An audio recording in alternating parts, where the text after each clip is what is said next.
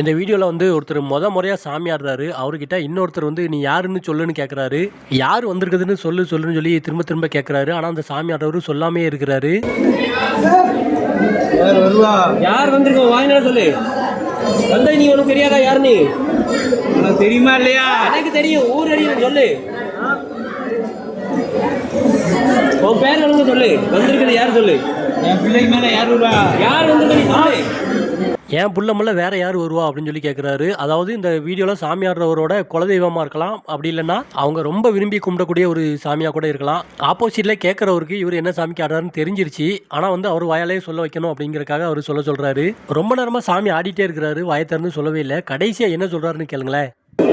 வாயில் ஒரு பிள்ளை, கையில் ஒரு பிள்ளை.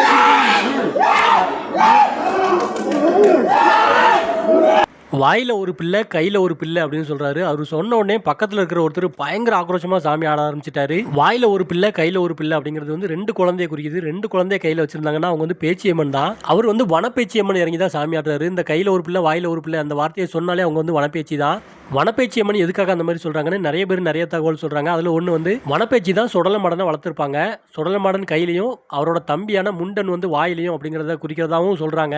அதனால தான் பேச்சியம்மனுக்கு சாமி ஆடுறவங்க 2 குழந்தைய 2 சீல பிள்ளைய வந்து கையில் வச்சுட்டு சாமி ஆடுவாங்க. இதோட முழு விளக்கம் சரியான தகவல் தெரிஞ்சால் மட்டும் நீங்கள் கமெண்ட்டில் தெளிவாக சொல்லலாம்.